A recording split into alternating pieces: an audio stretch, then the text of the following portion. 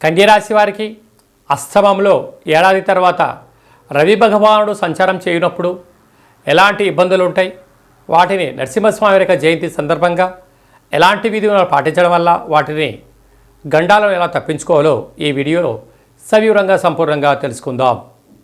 కన్యరాశిలో ఏ నక్షత్రాలు వస్తాయనగా ఉత్తరా నక్షత్రంలోని 2, 3, 4 పాదాలు, హస్తా నక్షత్రంలోని 4 పాదాలు, చిత్తా నక్షత్రంలో 1, 2 పాదములు కలిపితే కన్యరాశి. రాశాధిపతి బుధుడు రాశిలోనే కేతు సంచార స్థితి ఉండడం వలన అంతా నాకు తెలుసు అని చాలా మీకు ఉంటుంది. వాటిని విడనాడి ప్రతి విషయాన్ని కూడా తెలుసుకునే ప్రయత్నం చేయండి. పెద్దవారైనచ్చు, చిన్నవారైనచ్చు, ప్రతి ఒక్క వ్యక్తులకు తెలియని శక్తి ఉంటుంది. ఇతర వ్యక్తులు ఏదైనా చెప్తూ ఉంటే వినే ప్రయత్నం చేయండి. మంచి అయితే స్వీకరించండి, చెడైతే వదిలేసేయండి.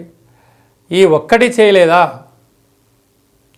మీకు 98 సద్గుణాలు ఉన్న ఈ ఒక్కటి కారణం వలన ఆపద అష్టకష్టాలు మీకు మీరు తెచ్చి మీ తలపైన పెట్టుకునే పరిస్థితి చాలా అధికంగా ఉంటుంది. తస్మాత్ జాగ్రత్త. అలాగా సప్తమ స్థానంలో చతుర్గ్రహ సంచార స్థితి.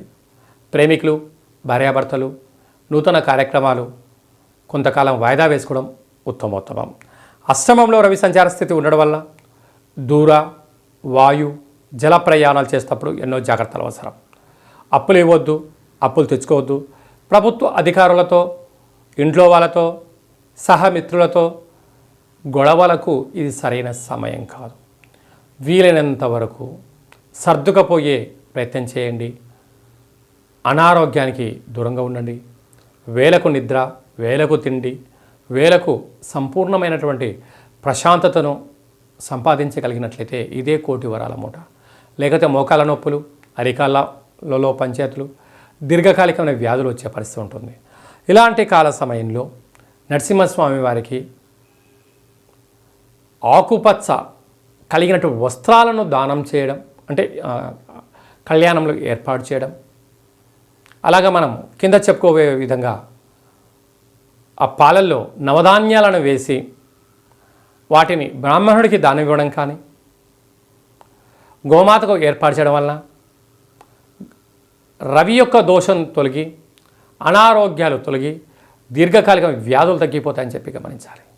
ఆహార ఉత్పత్తులు, క్యాటరింగ్ బిజినెస్, నీటి వ్యాపారస్తులు, స్వయం వృత్తులు, రియల్ ఎస్టేట్ రంగంలో ఉండబడిన వారు, అలాగనే ప్రతి కార్యక్రమంలో విజయం కన్యరాశి వారి సొంతం అవ్వాలంటే ఈ చిన్న విధానాన్ని పాటించి తీరాలి.